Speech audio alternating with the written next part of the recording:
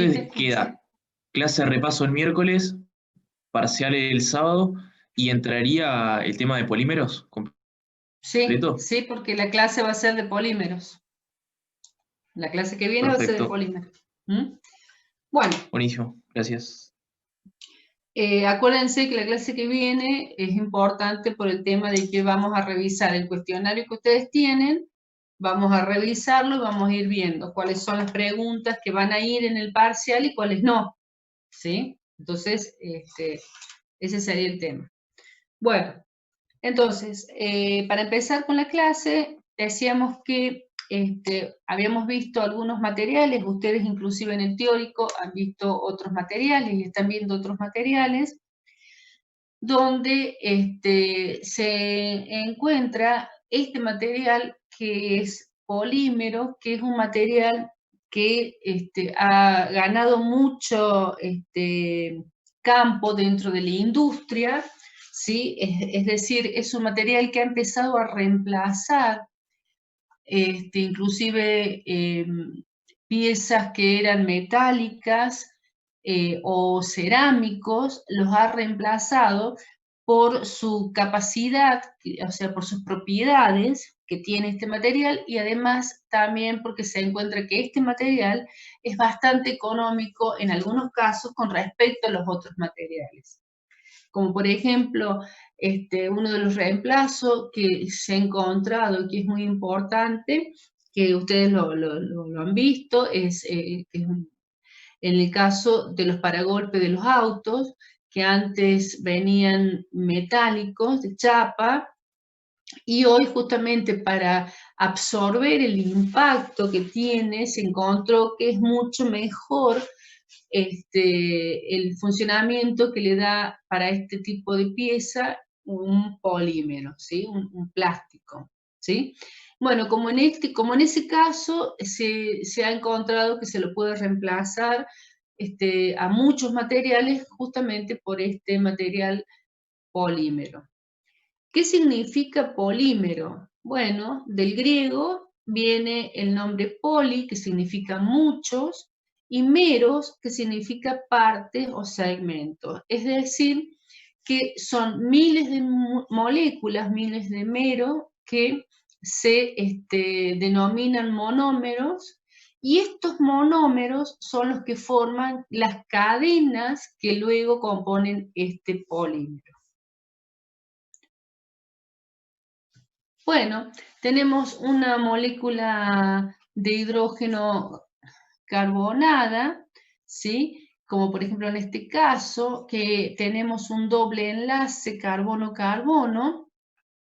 Si lo tenemos de esta forma, con ese doble enlace, decimos que tenemos un monómero, en este caso de etileno, que es de donde partimos o es, digamos, la base de donde parten luego todos los otros polímeros, ¿sí? Esta molécula está insaturada y cuando cuando se produce la polimerización, lo que se hace, lo que pasa es que se abren estos enlaces y se van enlazando los distintos monómeros a lo largo de una cadena, ¿sí? Por lo tanto, nosotros partimos de este monómero, ¿sí? En este caso el monómero de etileno, y cuando se produce la polimerización, lo que se va produciendo entonces es la unión de todos esos monómeros que son los que forman esa cadena. En este caso, fíjense que ya está abierto este doble enlace. Por lo tanto, se le llama, cuando está abierto, mero, ¿sí? Este es un mero del polímero de polietileno, porque el monómero es etileno, ¿sí? Y fíjense que acá tienen una N, que esta N significa, cuando está escrito de esta forma, quiere decir que acá lo que tenemos es un polímero porque tenemos esos enlaces son los que se han ido uniendo, pero esta N significa que es el grado de polimerización de este polímero, ¿sí? ¿Cómo se produce esa polimerización del polímero? Y tenemos dos formas. Una de las formas es por el mecanismo de adición y otra de las formas es por el mecanismo de condensación. Si nosotros hablamos del mecanismo del crecimiento de la cadena por el mecanismo de adición, lo que tenemos que, para empezar esa polimerización, se añade un iniciador al monómero, ¿sí? Bueno, este catalizador separa esa doble unión que veíamos, esa doble unión en carbono, ¿sí? Y aquellos monómeros se van uniendo unos con otros debido justamente a esos electrones libres, y de esa forma se va produciendo la cadena hasta que se provoque una reacción que termine con esa cadena, ¿sí? Acuérdense que no es una cadena, sino son varias cadenas las que se van uniendo. ¿Cómo lo hacemos? Bueno, decíamos que teníamos un iniciador. Ese iniciador se añade al monómero. Esto se hace, hace que forme radicales libres que atraen a los átomos de carbono del monómero, ¿sí? Y esta reacción se transfiere a otros átomos. Bueno, en este caso tenemos, por ejemplo, ese iniciador, que es un peróxido de oxígeno, que al producirle calor, se produce entonces ese electrón libre, que es el que va a ir abriendo este monómero, que es el que nosotros estamos necesitando para producir la cadena. Luego de esta iniciación, tenemos la propagación de la cadena. Esa cadena se va a ir propagando, ¿sí? Primeramente con una gran velocidad, es decir, los monómeros se van uniendo uno al lado del otro con gran velocidad. Pero luego, cuando el monómero tenga que recorrer mucha distancia para ir a ponerse al final de la cadena, esa velocidad va a ir disminuyendo, ¿sí? Por último, lo que va a producir entonces es que para terminar, que se termine la polimerización, podemos hacerlo por medio de un finalizador, ¿sí? Se produce por la adición de un radical libre, o cuando dos cadenas se combinan entre sí y eso hace que se termine la polimerización, ¿sí? De estas dos formas podemos hacer que se termine. En el caso entonces de los derivados del etileno, ¿se acuerdan que decíamos que teníamos entonces dos carbonos? Este es un monómero, acuérdense, cuando tenemos el doble enlace, es el monómero de etileno. Tenemos dos carbonos y unido a cada carbono tenemos dos hidrógenos. En este caso, entonces, dos hidrógenos, y en este caso del carbono tenemos dos hidrógenos. Si nosotros producimos la polimerización de este monómero de etileno, lo que nos vamos a tener es, decíamos entonces, que ese doble enlace se abría y por lo tanto lo que obteníamos era un polímero que en este caso, como es el monómero de etileno, el polímero se llama polietileno, ¿sí?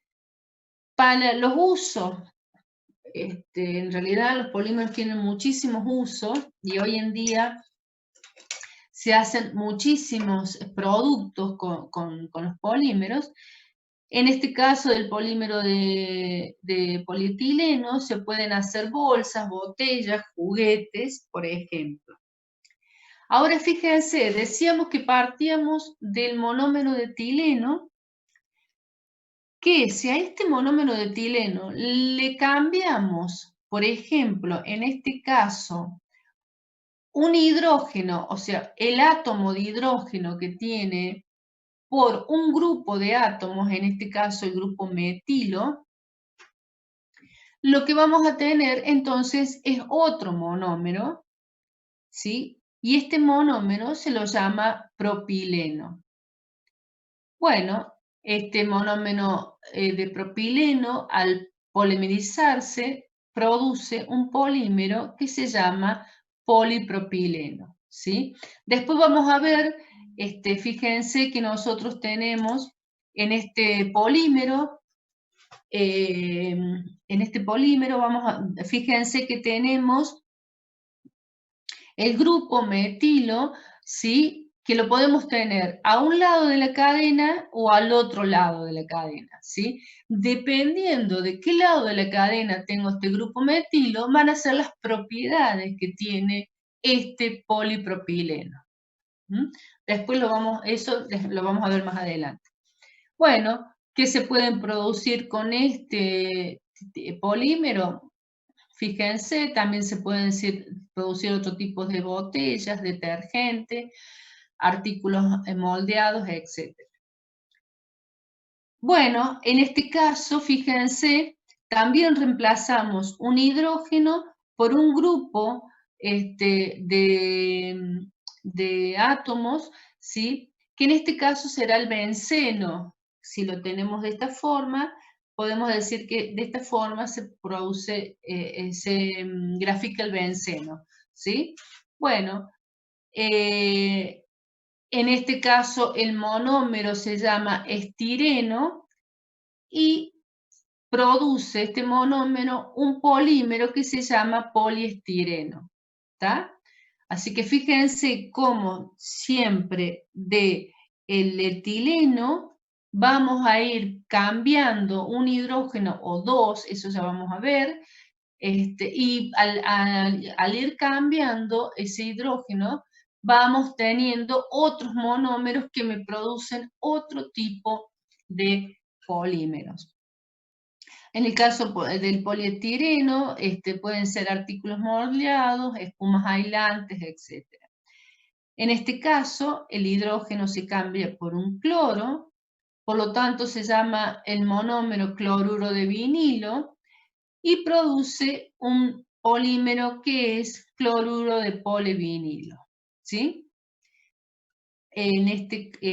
Con este polímero se pueden hacer discos fonográficos, películas, artículos de piel artificial, mangueras, etc. Bien, y de esta forma vamos a ir viendo cómo de los derivados del etileno vamos a reemplazar un átomo de hidrógeno o dos y vamos a ir obteniendo diferentes tipos de monómeros que me van a dar diferentes polímeros con diferentes propiedades y diferentes usos, ¿sí? Decíamos entonces que teníamos un crecimiento por adición y también tenemos un crecimiento por el mecanismo de condensación. Cuando el crecimiento de la cadena es por el mecanismo de condensación, decimos que tenemos, igual que el de adición, polímeros lineales, ¿sí? Que evidentemente se van a producir por este método de condensación, y para que esto suceda, para que se produzcan por medio de este mecanismo de condensación, lo que vamos a necesitar entonces son dos monómeros distintos, ¿sí? Estos dos monómeros son los que van a participar en esta reacción.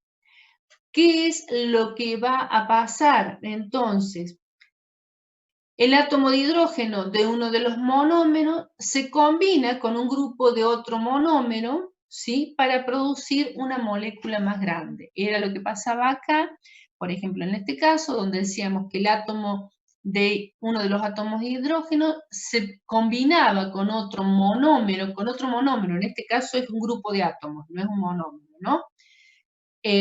Se combinaba con otro monómero, ¿sí? Y eso hacía que esa unión se producía un monómero más grande, ¿sí? Este monómero es el que se va a ir repitiendo, este monómero que se produjo en base a los otros dos, es el que se va a ir produciendo en la cadena, ¿sí? Bueno, al unirse secuencialmente numerosos monómeros poseedores de dos más grupos reactivos, se producen pérdidas de moléculas sencillas. ¿Qué significa esto?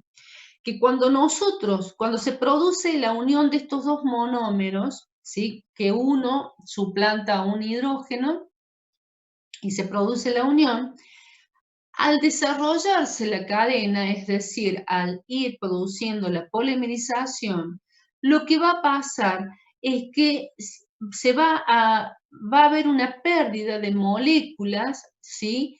Como por ejemplo agua, amoníaco, alcohol metílico, ¿sí? Es decir, que esta polimerización va a ir produciendo entonces una pérdida de moléculas. ¿Qué quiere decir esto? Que la polimerización por condensación genera subproductos, como por ejemplo lo que dijimos acá, agua, amoníaco, alcohol, ¿sí? Es decir, cuando se produce la polimerización por condensación, esta unión de estos dos monómeros lo que va a hacer es generar un subproducto. En la polimerización por adición, esto no se produce, es decir, nunca vamos a encontrar un subproducto en la polimerización por adición. Esta es una de las grandes diferencias que tienen uno y otro mecanismo.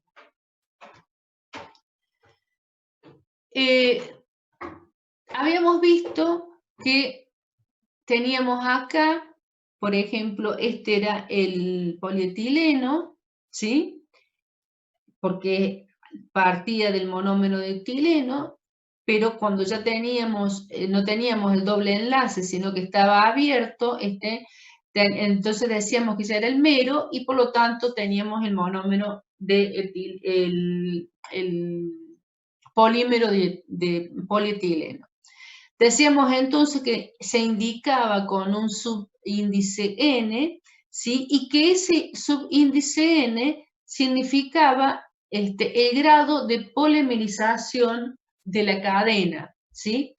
Bueno, es una forma de expresar el tamaño medio de la cadena del polímero, que se indica entonces con el número N, que significa el número de unidades monoméricas de repetición, o sea, el número de unidades, o sea, el número de monómeros que se repiten dentro de la cadena. ¿Cómo se saca ese grado de polimerización?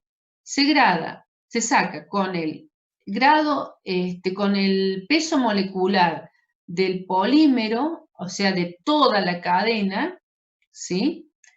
Sobre el peso molecular de la unidad de repetición, es decir, del monómero. Si el polímero tiene un solo monómero, como lo que habíamos visto, como por ejemplo en este caso, este polímero tiene un solo monómero, entonces el peso molecular de la unidad de repetición será del monómero. Si tiene más de un monómero, o sea, si el polímero tiene más de un monómero, y esos monómeros son, por supuesto, diferentes, como habíamos visto, como por ejemplo en el caso de condensación, el peso molecular de la unidad de repetición será la suma de los pesos moleculares de los monómeros. Es decir, recién habíamos visto que para hacerlo por condensación podíamos tener como mínimo 2 monómeros. Bueno, será la suma de esos 2 monómeros, ¿sí? Por el peso molecular del subproducto, que también se tiene que considerar. Bien, ¿cómo sacamos el peso molecular del polímero? Bueno, el peso molecular es una muestra real del polímero que contiene, por supuesto, muchas cadenas que normalmente tienen diferentes pesos moleculares. Es decir, un polímero está formado por varias cadenas, ¿sí? Cada una de esas cadenas tiene un peso molecular. Esos pesos moleculares pueden coincidir o pueden no coincidir. Por lo tanto, como las cadenas estas tienen diferentes pesos moleculares, lo que se hace es sacar un promedio, ¿sí?, de todas las cadenas que tienen, de todos los pesos moleculares, se saca un promedio y ese promedio va a ser el peso molecular promedio de ese polímero, ¿sí?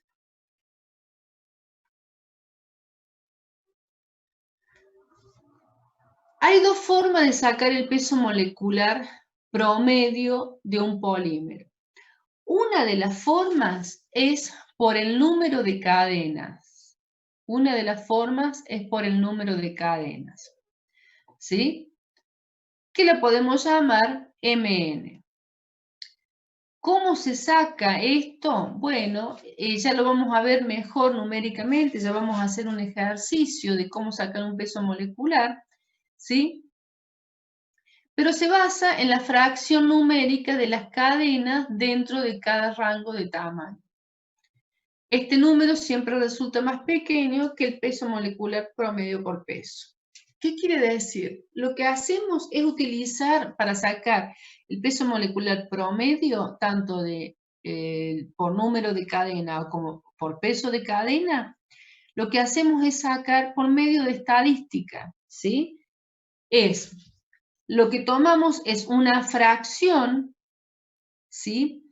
Como es por número de cadena, esta fracción va a ser igual a NI, que es el número de cadena de acuerdo a ese rango, ¿sí? Es decir, lo que se hace es separar por rango los pesos moleculares de las cadenas. Yo puedo tener, por ejemplo, en un rango de 0 a 5000 pesos moleculares, ¿sí? Es decir, todas las cadenas que tienen peso molecular entre un rango entre 0 y 5000, ¿sí? 0 y 5000, por supuesto, es el peso molecular de esas cadenas, ¿sí? Entonces, voy a tener un rango entre 0 y 5000 de algún peso molecular que tienen esas cadenas. Voy a tener entonces, de acuerdo a diferentes rangos, voy a tener diferentes pesos moleculares. Y para esos pesos moleculares voy a tener una cantidad de cadenas. Decíamos entonces que no todas las cadenas tenían el mismo peso molecular, por lo tanto podré tener 20 cadenas que tienen un peso molecular en un rango entre 0 y 5000, tendré 500 cadenas que tienen un peso molecular entre 5000 y 10000 y así sucesivamente, ¿sí? Bien.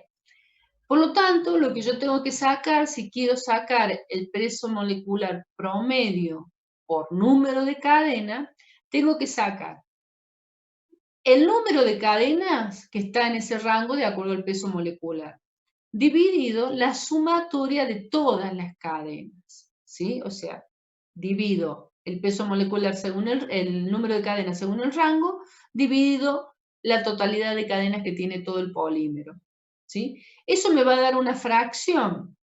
Esa fracción, que la sumatoria de todas esas fracciones me tiene que dar igual a 1, esa fracción va a ser igual, o sea, perdón, multiplicada por el peso molecular de ese rango, ¿sí? De ese número de cadenas, de ese rango me va a dar el peso molecular promedio de números de cadena. Esto lo vamos a entender mejor cuando veamos un ejercicio y ahí vamos a entender bien lo que estamos haciendo cuando estamos sacando el peso molecular por número de cadenas, ¿sí? Si de otra forma que se puede sacar es el peso molecular, es por peso de cadena. Es decir, acá lo sacábamos por la cantidad de cadenas que tenían ese peso molecular y acá lo tenemos, y acá lo sacamos por el peso molecular de que tienen esas cadenas. Para hacerlo de esta forma, entonces también sacamos una fracción. ¿Cómo hacemos esa fracción? Como estamos sacando el peso molecular que tienen esas cadenas, esa cantidad de cadenas, lo que hacemos es multiplicar la cantidad de cadenas en ese rango por el peso molecular de ese rango, ¿sí?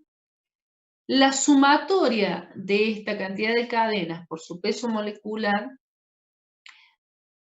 si yo divido entonces esto, dividido esa sumatoria, me va a dar esta fracción. Si yo esta fracción la multiplico por a esta fracción la multiplico por el peso molecular del rango, entonces me va a dar la sumatoria, me va a dar el peso molecular promedio por el peso de cadena. ¿Sí? ¿Está claro? Bueno, son dos formas diferentes de poder sacar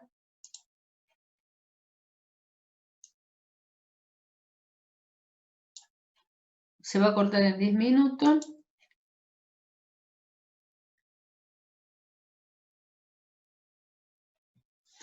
No, estaba leyendo, perdón, me distraje leyendo el chat. De esta forma, entonces, podemos sacar el peso molecular promedio de un polímero. ¿Cómo podemos clasificar a los polímeros? Bueno, los polímeros los podemos clasificar según su origen, que pueden ser polímeros orgánicos, inorgánicos, semisintéticos y sintéticos, ¿sí? Si estamos hablando de polímeros orgánicos, estamos hablando, por ejemplo, de materiales que ya conocemos, como por ejemplo las lanas, el caucho natural, las sedas, el algodón, ¿sí? Son materiales orgánicos que conocemos. Los polímeros inorgánicos también los conocemos, como por ejemplo los silicatos, que son los que forman, que son lo que se sacan de las arenas para hacer vidrio. Otro tipo de polímeros que tenemos también son los semisintéticos, que se obtienen de la transformación de polímeros naturales, como por ejemplo la nitrocelulosa, que se la usa para la elaboración de explosivos, ¿sí? Como también, por ejemplo, los celuloides, las pinturas, lacas, etc. Son polímeros semisintéticos. Significa que se los produce de acuerdo a polímeros naturales. Y luego tenemos los polímeros sintéticos, que son los polímeros que se obtienen de la industria, directamente son hechos de fabricación, ¿sí? Y se los hace a partir, por supuesto, de los monómeros, como por ejemplo el nylon, el polietileno que vimos, el PVC, que también lo vimos, que estaba ahí, que es el que se reemplazaba, el hidrógeno se lo reemplazaba por un cloro.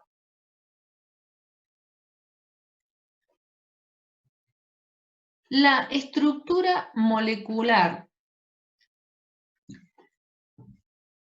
Decimos que los polímeros van a tener, evidentemente, de acuerdo a su estructura molecular, que es la base del polímero, ¿sí? Es decir, la estructura molecular es, en resumen, cómo se formó esa cadena, ¿sí? Que estábamos viendo. De acuerdo a cómo se forme esa cadena, si esa cadena va a ser lineal, ramificada, etcétera, va a tener el polímero va a tener diferentes propiedades, ¿sí? Entonces, si los polímeros son lineales, estos polímeros, los monómeros se unen unos a otros formando cadenas sencillas y flexibles, como por ejemplo en este caso, ¿sí? Polímeros lineales. Pueden ser también, otra forma de estructura, pueden ser los polímeros ramificados, ¿sí? En el caso de los polímeros ramificados, tenemos entonces una cadena principal y a esa cadena principal se le suman cadenas laterales que son secundarias. Evidentemente, la eficacia del empaquetamiento de la cadena se reduce con las ramificaciones, por lo que disminuye la densidad del polímero, ¿sí? Es decir, que cuando nosotros tenemos, en este caso, que por ejemplo, en este caso, donde tenemos una cadena principal y de esa cadena principal se salen cadenas secundarias, bueno, lo que dice es que las propiedades del polímero, como lo que les estaba diciendo, si se alteran y en este caso lo que hace esa ramificación de la cadena principal es disminuir la densidad del polímero. Los polímeros entrecruzados. Bueno, las cadenas lineales adyacentes se unen unas en varias posiciones mediante enlaces covalentes. Esto suele ocurrir a elevada temperatura con reacciones químicas irreversibles como los materiales elásticos del caucho. Fíjense entonces que si ya tenemos una estructura molecular como en el caso donde, fíjense, acá teníamos una cadena principal, algunas secundarias, y ya en este caso las cadenas secundarias iban uniéndose con otras cadenas, ¿sí?, provocando este tipo de reticulado.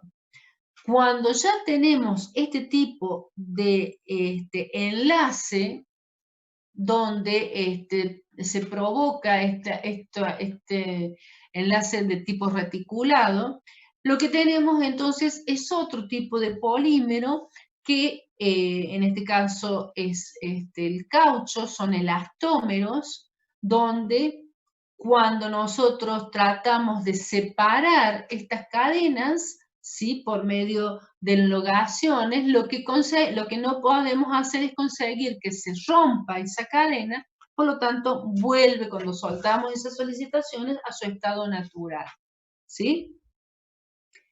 Y por último, tenemos las cadenas, los polímeros reticulados, ¿sí? Estas cadenas forman redes tridimensionales en lugar de cadenas lineales, como estábamos viendo hasta recién. Se denominan polímeros reticulados y tienen propiedades mecánicas y técnicas específicas. Estos tipos de polímeros son como por ejemplo el epoxi, el fenol, formaldehído, ¿sí?, donde fíjense cómo las cadenas se van entrelazando entre sí, formando cadenas tridimensionales, ¿sí? Este tipo de estructura en red, que se llama, ¿sí?, forman un polímero, que este polímero se llama termoestable. ¿Sí? Ya vamos a ver qué significa esta separación que estamos haciendo en los diferentes polímeros, ¿sí? Bueno, fíjense entonces que de acuerdo a la estructura molecular de cada uno de estos polímeros, vamos a tener diferentes propiedades en estos polímeros.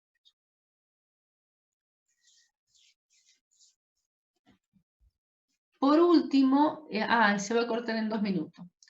Por último, decimos entonces que según su comportamiento, al elevar la temperatura, también se los puede clasificar, ¿sí?